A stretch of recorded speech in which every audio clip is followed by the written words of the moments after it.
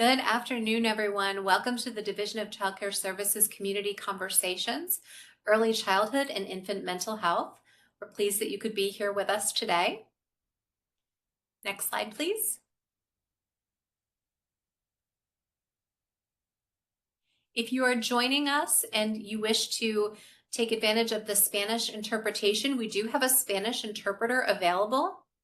The directions on this screen will show you how to access the Spanish channel for this webinar. You will click on the little globe in the lower left-hand corner of your screen. Select Español as the language. Go to the original audio floor, drop down for your interpretation language in order to choose Spanish. And then you can toggle to balance the volume between English and Spanish. If you do not wish to take advantage of the Spanish interpreter, you are all set and you can remain in the English room. Next slide, please. Before we get started, I will go over a couple of housekeeping items. First of all lines are muted. If you do have any questions, we encourage you to put them into the Q&A box. The presenters will be able to see your questions and we will review questions at the end of this presentation. This presentation is being recorded and will be shared in both English and Spanish. Thank you so much for joining us. Next slide. And I will turn it over to Nora Yates. Thank you, Kathy. Good afternoon, everybody. Thanks for being here. We're excited for our next community conversations call. My name is Nora Yates. I'm the Deputy Commissioner in the Division of Childcare Services at New York State Office of Children and Family Services. Thrilled that we continue to set up these sessions, and we're going to continue, and we have some updates about how these sessions look. We have folks to send in their questions, and so we have some answers that we're going to do and also be able to provide more information on that. We do have guest speaker today focusing on early childhood and infant mental health. So we have a great guest speaker to talk a little bit about the program and the components and educate all of us on the value across all of our programs. And then, as always, there's a ton of news you can use and important information we want to make sure that's on your radar. So with that, we have a little Slido fun. So if you want to join in the fun, you can go to slido.com or you can use your fancy QR code and use your phone to scan that code. And then just put in the Community Conversations June hashtag or password. And from there, we can have folks join the conversation and we'll be throwing out some questions. It should be blank when you arrive there. So once you get in, don't worry if it's blank. I'm also going to play along because that way I know what it actually says. We're going to leave it up for a minute and make sure folks are in.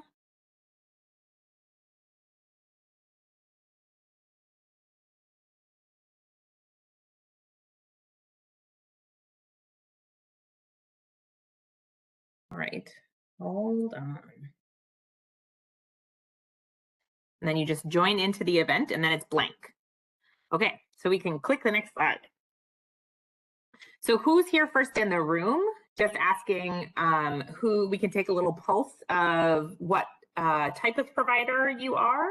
If you feel okay identifying that, and just kind of what group of provider, if you're a center, director, or teacher, if you're a family child care provider, if you are a group family child care provider, legally exempt, and then after school.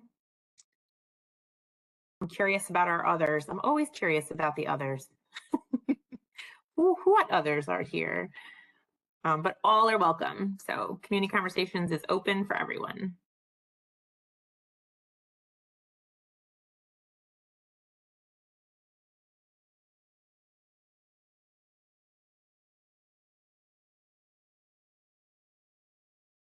All right, the numbers have stopped climbing, so we're gonna go into the next one. Looks like we have a big other category, and then our center directors and teachers, which is great. Welcome. So following up, we do offer folks to send in their questions so we can get the right answers for you. And so at the beginning of these conversations, we'll kind of touch on a few of the main themes from the questions. The last time we had the call, we did get a lot of childcare assistance program or subsidy program questions. And so our next community conversations will be focused just specifically on a lot of the changes going on with subsidy. So we're going to kind of keep those questions in a batch for that call. But following up on some of your questions, we had a lot of questions about the time of day of these. We do recognize this is right in the middle of your day. And so we will be holding the next one of these sessions in the evening. So stay tuned for the time and date coming soon. And then hopefully that will help with some of the timing questions. We also had questions and recognized that there is an increasing issue around liability insurance with our childcare providers. We're hearing several examples across the state. First, we heard through Buffalo, and we're hearing in Westchester. We do have some information on our website, but do know that we are working with we are working internally and then also working with some stakeholders in the different parts of the state government and others to see what options OCFS has, if nothing else, to really communicate to the insurance industry about our industry, our requirements, and some of the rules in our land. So we did want to let you know that we are working, and we do recognize that this is an issue. We do recognize several providers have seen a dramatic increase in their liability insurance costs. This is not just a New York issue. This is happening across the country. We were recently at a conference with our other state partners, and this is happening across the country. California was talking about some of the examples they had. So recognizing that we're all trying to work towards some positive steps. We also got questions about starting your own program. And so for providers who are interested in licensing requirements or capacity requirements or starting a program, make sure to talk to your regional office, your regional OCFS office. We have offices in all 7 regions, and we have licensors who can talk through some of your specific questions. If you don't have a licensor assigned to you, because maybe you're still working on your program, just call the general number. You can find that on the website, and they'll direct you to a person. Absolutely. So please use the regional offices as the resources that they are. We have a tremendous resources in our childcare resource and referral, which work closely with our regional offices. But if you have questions around licensing and capacity, starting a program, make sure to connect with your OCFS regional office, and they would be happy to help, and we'll be very excited to talk to you about your ideas. And they're also really nice people. Okay. Okay, so I think we're going to pause here. Rebecca, is that right? Before we go into the news you can use? Or do we do the 85% first? I think we're going into this. Okay. Great. Well, then I'm going to pass it over to my colleague, Meredith Infantino. Hi, everyone. Thanks for joining today. I just wanted to share an update about income standards for the Child Care Assistance Program. As most of you know, we update our income standards every year on June 1st, and the income standards for the period of June 1st, 2024 through May 31st, 2025 are posted on our website, but I wanted to take the time during this meeting to call attention to the fact that there is a significant increase in the income standards across the state for this year, and this may have an impact on families that you're serving, specifically because the income threshold, for example, for a family of 4 was raised from $99,300 and change to $108,631.70. So that is a very large increase, which may make some families who previously were not financially eligible for the Child Care Assistance Program. So we want to make sure that everybody who is joining us here today was aware of that change, and certainly to encourage any families that you may know who maybe were not eligible under the prior income standards to go back and reapply if they think that they are are eligible based on the current standards. So the chart's on the screen, it will be shared in the slide deck, but if you want more information, you can also find that at the OCFS website under Division of Child Care Services, Child Care Assistance Program. So thank you. We'll move to the next slide. I'm going to talk about just a few other things that I thought might be of interest to this group. And as was mentioned earlier, we will be featuring Child Care Assistance Program at the August meeting. So we will hopefully have some more concrete updates by then. But the first thing I wanted to share was just an update on direct deposit. Districts will be required to access the child care facility system to open a new bank account with JP Morgan Chase. That's the bank that we are working through. Providers will have to opt in to participate, and this will be done using the FAM system. Providers will have the option still to receive payments through paper check, but providers can opt into direct deposit. The only exception to that is if you are already serving families from a district that has direct deposit in place, you do not need to change anything. So this is just to add the capacity for direct deposit for those counties that don't have it in place. If you want some more information, you can find some just general information in 24 OCFS INF 04, which was sent out on May 13th, 2024. And that really just gives some background information about the implementation of direct deposit. I don't have an exact date for deployment for you, but I can tell you it's very, very soon. We anticipate it being released this summer. So hopefully by the time we reconvene, we'll be able to share more information and maybe even talk about where this is going. The last thing I want to talk about with direct deposit is that because of the large number of providers that receive funding through child care assistance across the state, we are rolling out in phases.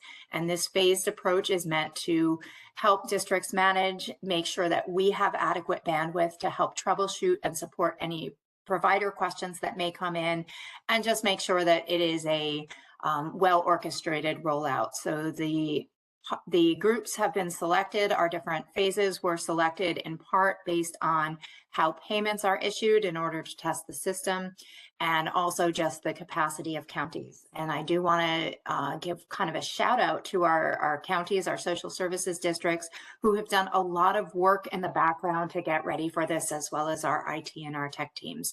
So stay tuned. We should have some more official word on direct deposit in the coming weeks.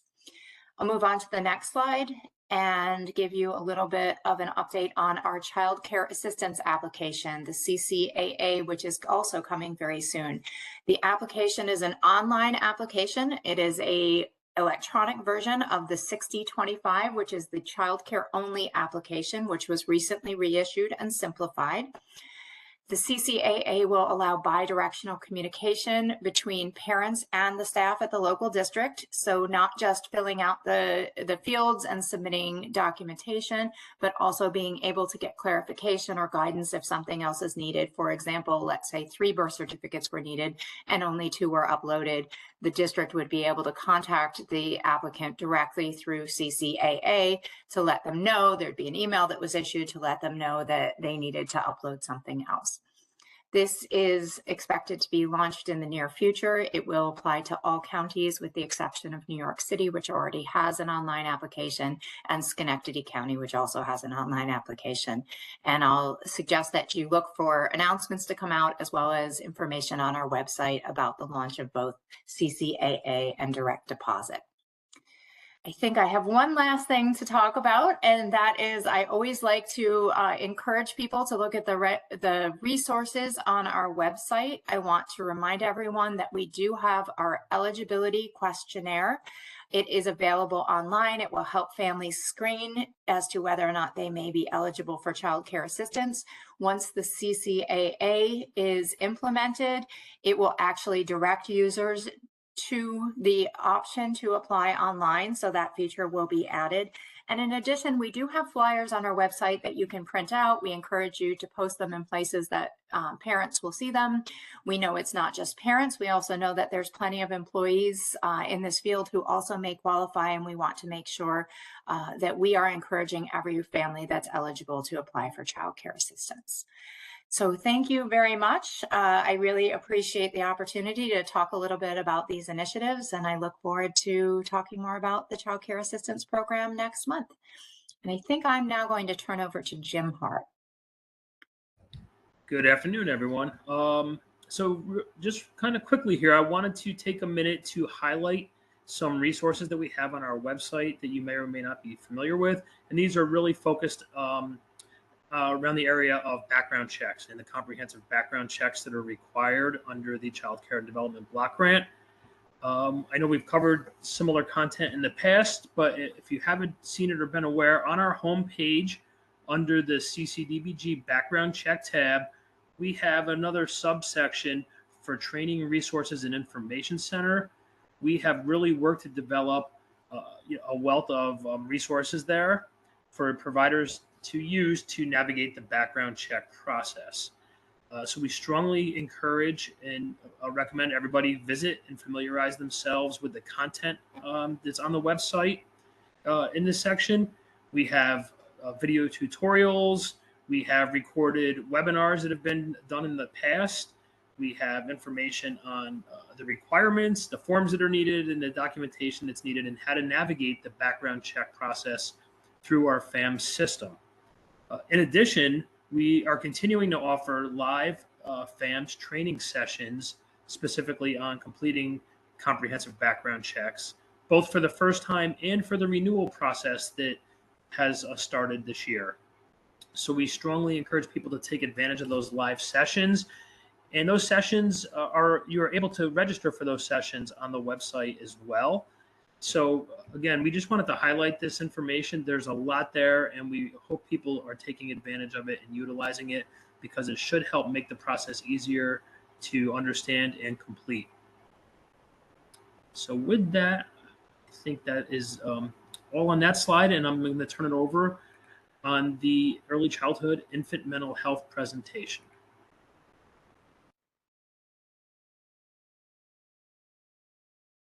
Good afternoon, everybody. My name is Jamie Flynn, and I will be co-presenting today with Susan Panarella.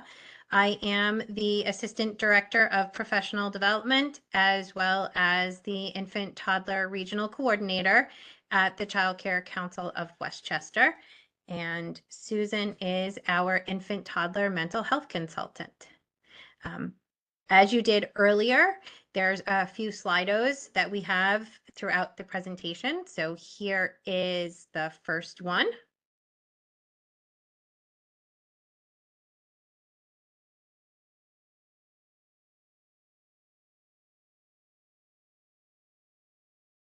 And just so Nora knows, I was one of those others that popped in because I want to see what it looked like. I've never used Slido before. Well, thanks for that. You're very welcome. Awesome, Caitlin. So Caitlin says she goes to her supervisor or her licensors, some other providers, union parents, licensors. Awesome. Contact the regulator. These are all fantastic answers. Oh, we love Sheila. Sheila is one of the infant mental health consultants up in the Buffalo region. OCFS directors. These are fantastic. All right, these are some really great answers. And today, Susan and I are going to tell you about another resource that you have where you can go if you need some support with your programs. So next slide, please. All right, so today we want to let you know about this fabulous other location that you can go for help.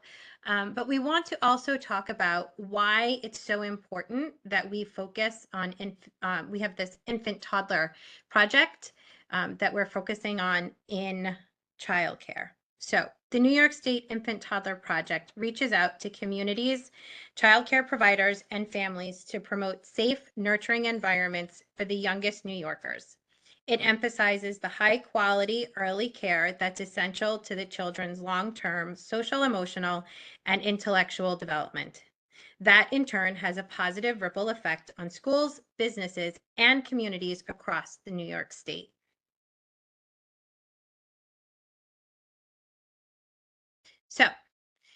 Did you know that there's a free service available to help your program? If you're in the Westchester area, I am one of those free services that can come into your program and help you. And Susan is the other one. And at the end, there'll be a link where you can reach out to your CCRCs, which is your Childcare Resource Centers, formerly known as Childcare Resource and Referral Agencies. So, a little bit about myself. In addition to being the assistant director and the infant toddler resource coordinator, infant toddler regional coordinator, excuse me, I am also an infant toddler specialist. And what that means is that I get to come into your programs free of charge to provide technical assistance and training to assist in pretty much anything that you need. We can do room arrangements, we can help you implement curriculum, we can help you spice up your activities. If there's some behaviors happening, we can help you with that as well. The other thing that we can do is help you with really just the new, we don't like to call them best practices so much anymore, but we want to call them developmentally responsive practices. So Susan and I both work with infants and toddlers, but there is help available for preschoolers and school-age children as well. And the last thing that we like to do is kind of coach and mentor you and your staff. So what does this kind of look like? It's a lot of fun, actually. We like to partner with the childcare providers. So we will come in and give you a contract to sign, and it outlines all of the things that we are responsible for, and it asks that you do some things as well. Depending on the region that you're in, you might have one of the specialists do an environmental rating scale. If you're a family provider, it is called a FICRS. If you are an infant toddler provider in a center-based program, it is called an ITERS. And based on those scores, we help develop a plan. We look to see what areas need improvement or where you think you need to improve. And we go from there. We let you decide what you want to work on, and we just dive right in and help you. And some of that support may look like getting you some new materials, setting you up with some trainings, possibly even referring you to a mental health consultant if we feel that it's out of our scope that we can work with. And then we provide ongoing support. Support from an infant toddler specialist will really vary. We can come in weekly if needed, or bi-weekly. And most, I believe, especially throughout Region 6, it comes around every 3 to 4 weeks that you're getting a visit. And we really let the providers and the caregivers decide. So if you have questions, pop them in the chat box and we will get to them at the end. I'm going to pass it on now to Susan Panarella.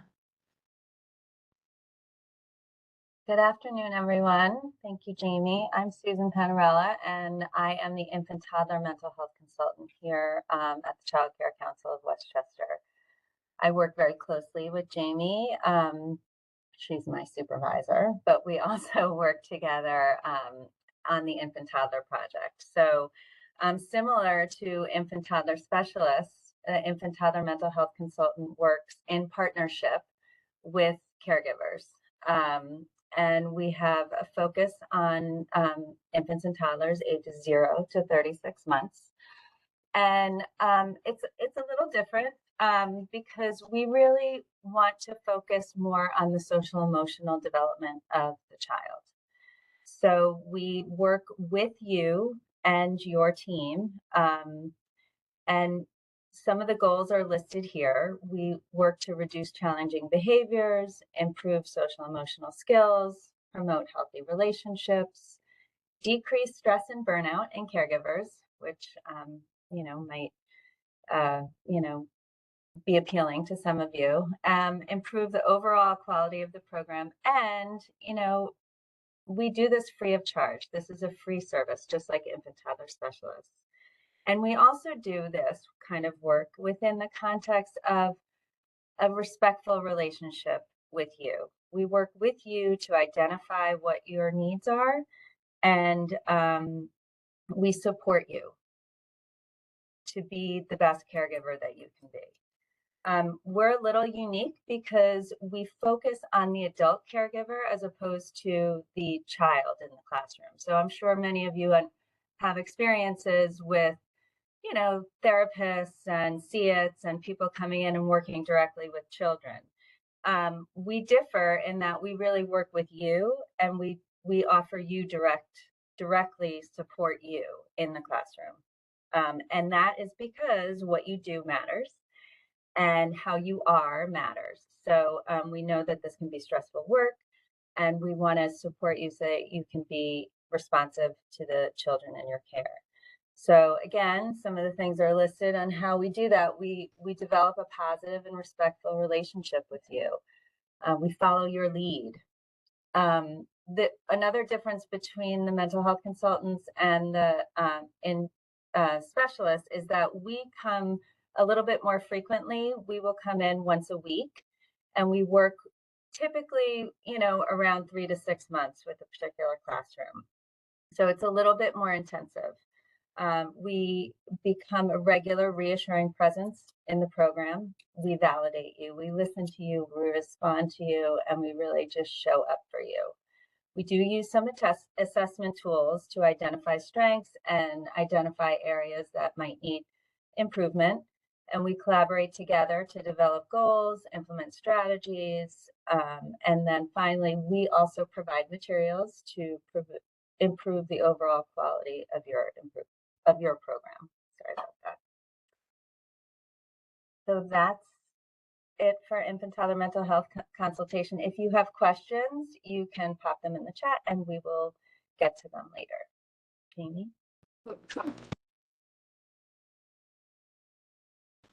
So my Slido for you now is, have you ever had an infant toddler specialist or an infant toddler mental health consultant visit your program? Oh, I'm so glad you would love to learn more about this. Yay, this is fantastic. Oh, we are 50-50. Some have and some have not.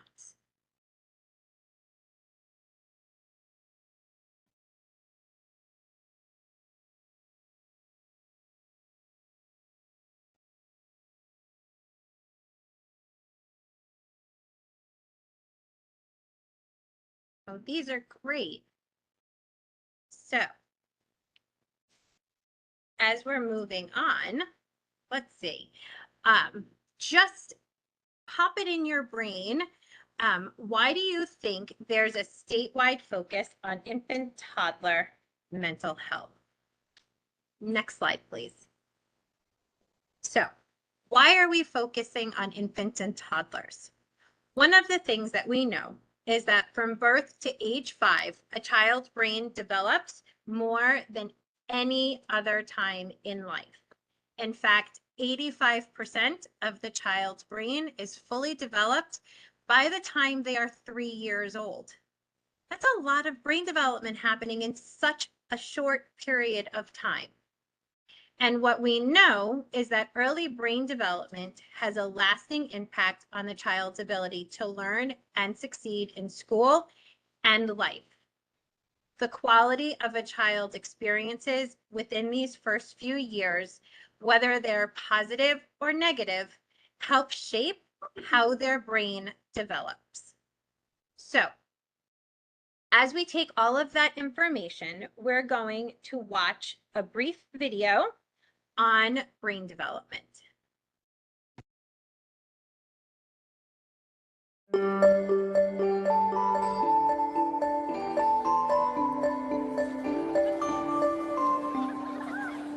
Science tells us that the experiences we have in the first years of our lives actually affect the physical architecture of the developing brain.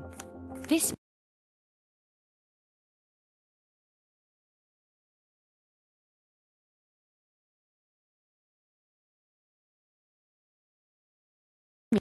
means that brains aren't just born, they're also built over time based on our experiences.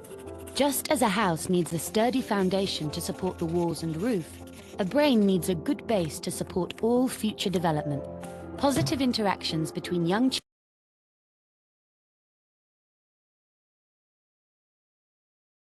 children and their caregivers literally build the architecture of the developing brain. Building a sturdy foundation in the earliest years provides a good base for a lifetime of good mental function and better overall health. So just how is a solid brain foundation built and maintained in a developing child? One way is through what brain experts call serve and return interactions. Imagine a tennis match between a caregiver and a child, but instead of hitting a ball back and forth across a net, various forms of communication pass between the two, from eye contact to touch, from singing to simple games like peekaboo. These interactions, repeated throughout a young person's developing years, are the bricks that build a healthy foundation for all future development. But another kind of childhood experience shapes brain development too, and that's stress. Good kinds of stress, like meeting new people or studying for a test, are healthy for development because they prepare kids to cope with future challenges. Another kind of stress, called toxic stress, is bad for brain development. If a child is exposed to serious ongoing hardships like abuse and neglect, and he has no other caregiver in his life to provide support, the basic structures of his developing brain may be damaged. Without a sturdy foundation to properly support future development, he is at risk for a lifetime of health problems, development issues, even addiction. It's possible to fix some of the damage of toxic stress later on, but it's easier, more effective, and less expensive to build solid brain architecture in the first place. One of the things building sturdy brain architecture supports is the development of basic emotional and social skills, an important group of skills which scientists call executive function and self-regulation, can be thought of like air traffic control in the child's mental airspace. Think of a young child's brain as the control tower at a busy airport, all those planes landing and taking off, and all of the support systems on the ground simultaneously demand the controller's attention to avoid a crash. It's the same with a young child learning to pay attention, plan ahead, and remember and follow lots of rules. Like all of us, kids have to react to things happening in the world around them, while also dealing with worries, temptations, and obligations on their mind. As these demands for attention pile up, air traffic control helps a child regulate the flow of information, prioritize tasks, and above all, find ways to manage stress and avoid mental collisions along the way. Having this ability is a necessity for positive and level mental health. Developing effective air traffic control, overcoming toxic stress, and building solid brain architecture are things kids can't do on their own. And since strong societies are made up of healthy, contributing individuals, it's up to us as a community to make sure all young people have the kinds of nurturing experiences they need for positive development. To build better futures, we need to build better brains.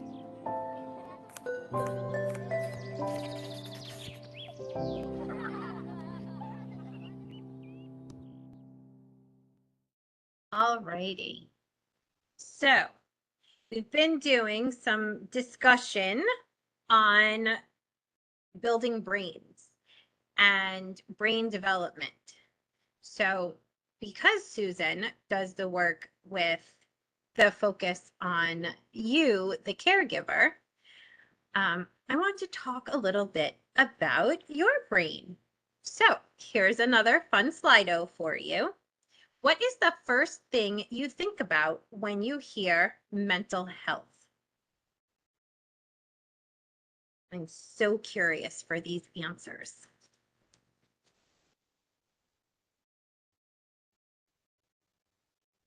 Oh, good one. Coping and well-being. Oh, these are so great. Oh, me time. I love it. Lots of answers for well-being. These are good. Depression, self-care, stress, yeah, support. Oh, stability. That's a good one. My chiropractor. I am sure your chiropractor is going to be very happy that you said that. Problems, balance. Oh, a massage. That's really good mental health work. Yes. Oh, I like that. Is the glass half full or half empty, or just thankful for having a cup? I like that one. Susan, we're going to have to put that one on our door. I like that. That's a good one for sure. Yeah. Emotional, psychological, and social well-being. Yes, these are all things that we think of, that you are thinking of when it comes to mental health. And I'm really happy to see that these answers are going in this direction. So next slide, please.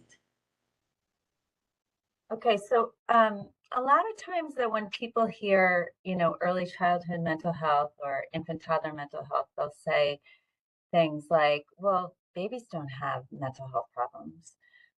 So just like, we take care of our baby's physical well-being, we can think about early childhood mental health as a way to take care of their social emotional well-being. And like you saw in the Brain Builders video, that if we build a strong foundation now, the outcomes later will be more positive. So what we're trying to do with this project and with this work is really foster a positive attitude towards early childhood mental health so that people understand what it is, reduce the stigma. There's a lot of stigma around mental health and mental illness. And we want to enhance the supports for children and for families. Most importantly, my job, I feel like, is to empower the caregivers to understand the impact their role has on the future outcomes of the children they care for. What you do really matters. And again, as we mentioned, there's so much happening. This is in the brain from 0 to 3, 0 to 5, right? So this is really preventative work, infant toddler mental health consultation. We are trying to directly impact later outcomes in a positive way. So if we can help develop strong emotional skills, social emotional skills in the early years, our children will be more ready to succeed in school. They're going to be more able to self-regulate and develop self-control and to build resilience. So what we do here is really important. And if we can understand it that way and we can look at it that way, then we can really start to develop the child and their social emotional skills. Thank you, Susan. All right. So we talked about what an infant toddler specialist does. We talked about what a mental health consultant does. And while there are some commonalities, I want to kind of take a look at this little middle box underneath infant toddler mental health consultant. And what it says, I'm actually needing to make it a little bit bigger because my glasses don't want to work so well these days. It says support caregivers with developing a daily self-care routine plan to reduce stress levels and caregiver burnout. And this is super important. And I think one of the things that Susan happens to be very good at. So Susan is going to talk to you again very briefly to tell you how she develops self-care plans with some of the providers and caregivers that she's working with. So this often comes up kind of, soon after I have been working in a classroom and developed a relationship with the teachers, the staff in the room, the director, and we explore a lot of different things. We work on very specific strategies to respond to children's behaviors, to develop their emotional language, the social emotional language and literacy. We use books, we use materials, you know, and very often it will come to light that the caregiver in the room is overwhelmed and stressed and burnt out. And so what I do is sit with them.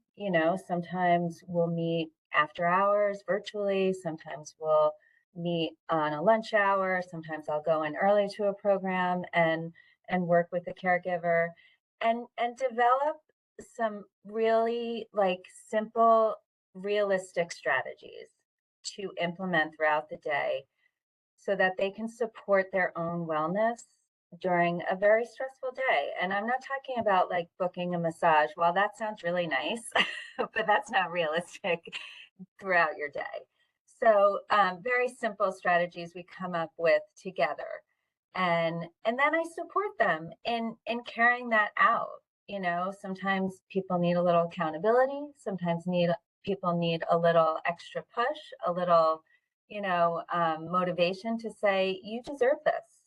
Take your deep breaths in the morning, bring your extra bottle of water, schedule your breaks, make sure you're getting that bathroom break. These are all things that sometimes, as most of you know on this call, if you work in a classroom, know that they can just get forgotten because you're so busy and you're just taking care of the children. And when we feel better, we do better. So that's just a little snapshot. It looks very different, in every classroom, but that is something that I have found I've been doing a lot of since I started this work.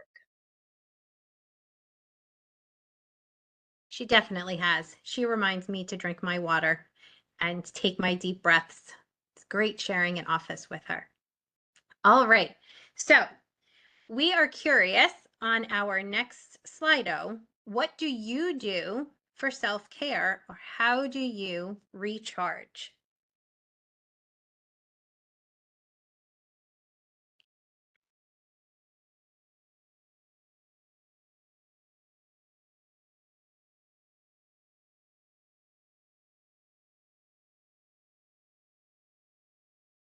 Exercise, read the Kindle. Oh, vacations, breathing exercises. These are fantastic.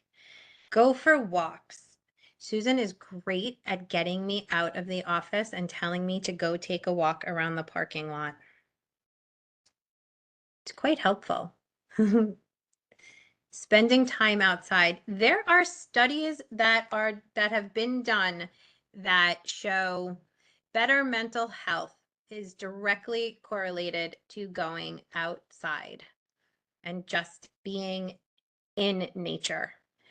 Whether it's going for a walk or, going for a hike or just seeing some sky instead of the four walls of your program space. Yeah, Susan plays with her dog too. She loves Judgy. Oh, these are so many wonderful ways that you are taking care of yourselves. And I love to see this. These are awesome. Thank you so much for sharing. All right. Reading. Reading is fantastic. And as a former classroom teacher, I love to read, except for I don't have the time. So my guilty pleasure these days are audibles. I have an hour to an hour and a half commute into the office, and that is what I do. My mom gets like 10 minutes of a phone call, and then I get my book time. So, all right. Thank you for sharing how you take care of yourselves. So, as we are wrapping up our call today, I wanted to just share some additional information. Every CCRC has trainings available to you.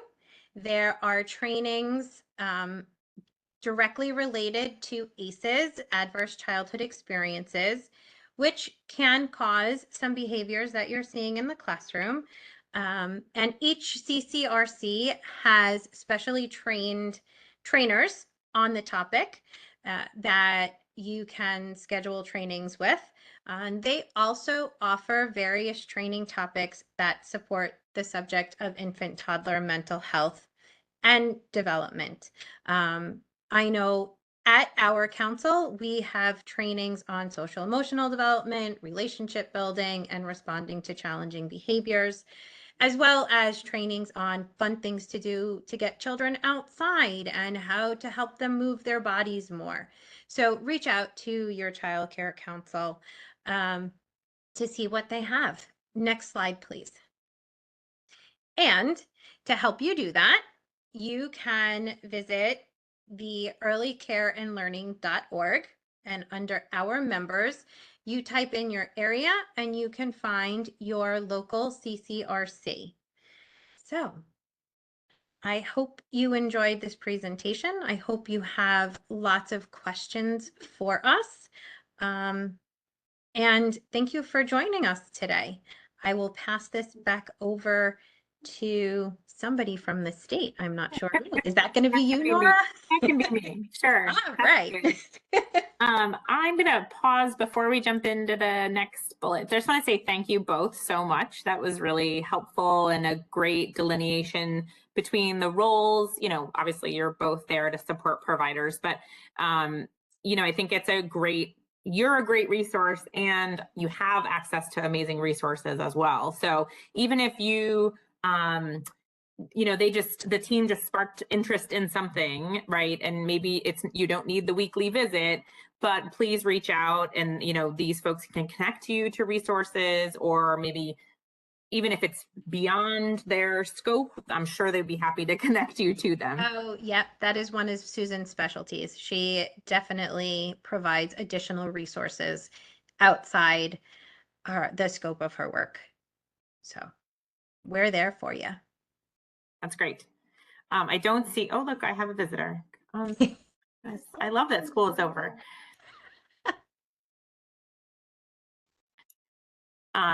So I don't see any questions, but Cassie, do you see questions that I'm not seeing? Because I may be clicking on the wrong thing. No, Nora, I don't see any additional questions that have come in. So we're going to send out this PowerPoint presentation. So for everybody, while you're thinking of questions, please, you know, you'll have access to the PowerPoint and this presentation. So if you want to give it to your staff or maybe your infant toddler teachers and just work with them on what resources they might need, or have they heard of this service or access, we're able to get an additional investment coming soon. And so there'll be more services and available. So definitely tap in to whatever extent that you're interested in it, because it is a really important, both to support you as educators and then also support your program. So please reach out. Thank you guys. Oh, and there are infant toddler specialists in every region of the state. So you don't just have to be in Westchester. They're everywhere across the state. So we will send out that link as well. Thank you guys so much. With the remaining moments that we have, we just had some updates, so we wanted to make sure that we're on your horizon. One is an introduction. Emily Meyer has joined the Division of Child Care Services as an Associate Commissioner for Policy and Strategic Initiatives. That title is very hard to say, but we do our best to make really complicated titles. So Emily, welcome. She is here. Emily, you want to say anything? You want to say a few words? Sure. Can everyone hear me? Mm-hmm. Yep. Okay, great. Thanks, Nora, for the introduction. And I'm really happy to be here at the Office of Children and Family Services and the Division of Child Care Services in this new role. I am sure I will be joining these monthly and really excited to be here, part of the team. Great. Emily has worked on a ton of initiatives that you've all heard about, and she was in the governor's office previously. She's worked with the Child Care Availability Task Force, So a lot of the work she's been involved in, and so we're excited that she's now over officially on our team. So what team? What team, Nora? I don't even know who's on your team. Why do you say such things? So recognizing that when we say welcome Emily, you might say, who are the rest of you? So we do have a really tremendous team. And so kind of filling out the chart, we wanted to just kind of lay out what that looks like. So Emily joins Joy and Aaron, associate commissioners for different parts of our work. Joy Connolly is over our systems and capacity building and working with Melanie. So they work primarily with our CCR&Rs, they work with our after school contracts, they work with the infant toddler contracts, and so much more. So Joy is on. And then Erin Cassidy is our Associate Commissioner for Oversight and Compliance, working with Jim Hart, as well as Chris Coons and Tracy Turner, which is our Oversight and Compliance side, our regulatory side. You've already heard from Meredith Infantino, who's in our Child Care Assistance and Enrollment Services. And then Rebecca Stahl, whose name you may have heard on All Things, is Chief of Staff here on the leadership team. So these are that stellar team, and we just wanted to make sure you were familiar with some of those names. On to the money.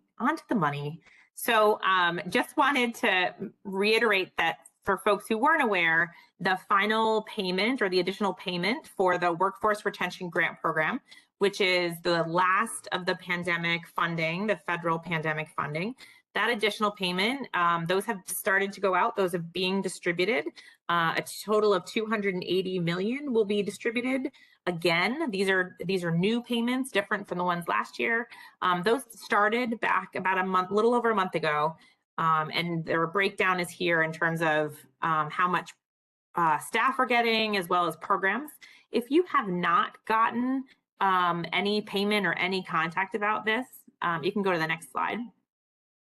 So these additional payments will go to programs who are in good standing, continue to meet the grant requirements, but you also need to have completed your expense report forms. If you got all of those pandemic grants from us, stabilization back in 2021 and stabilization 2 and workforce, there are expense report forms that you need to have completed so that you can remain eligible for these grants. So please go into your grant portal. If you don't know how to do that, or maybe you haven't been in a year, that's okay. Go to our website. It'll give you all the details on how to sign in. It'll also tell you how to do the expense report form. Those are in English, Spanish, and there's lots of frequently asked questions. So, what do I do here, etc. So go to our website and see if there are, once you sign in, you'll see if there are outstanding expense report forms. If you don't know, or the website's just really confusing, because let's be honest, it is, just call your child care resource and referral agency, your local child care council. They can help you. They can go in and help you see maybe if there's something outstanding on one of your grants. They can help you see what to kind of direct your attention. So like I said, that funding has already started to go out. Actually, most of it has already gone out. So if you haven't gotten any additional payments, it's probably because you have an expense report form that's due. So please go in and check. And then guess what? When you get the new funding, you're going to have to do an expense report form. They're very simple forms. They shouldn't take you more than 10 minutes or so. It shouldn't really take you more than 10 minutes. And it's just asking on kind of what categories are you spending those dollars. There's not uploading. There's not any of that kind of information. But we do need to keep a record per provider of how the funds were spent. The federal government is tracking that as well. So we are coming to the end of the hour in 1 minute. Please send in your questions or future topic suggestions via email. We do record this, and we'll be translating the PowerPoint information. So the Spanish recording, the PowerPoint presentation, and English recording and English PowerPoint will all be available online. Give us a little bit of time to do that, but it will be available online. Thank you so much to our guest speakers. Really appreciate your resources and having us think, and it's always good to check in on self-care no matter what role you're in. So really appreciate that. And I hope everybody has a great day. Oh, our newsletter actually, I think, is going out to everybody today. Our quarterly newsletter is going out today. So to keep an eye out in your inbox that the newest updates and everything from the Division of Child Care Services is on your way. All right, thanks everybody so much. We'll see you in August. We are locking down that date soon. I hope everybody does get to the beach. So there's the beach picture. Actually, I'm a woods person. I'm not a beach person, so I'm going to go to the woods. But I appreciate everybody's time. Thanks for joining us today. Take care.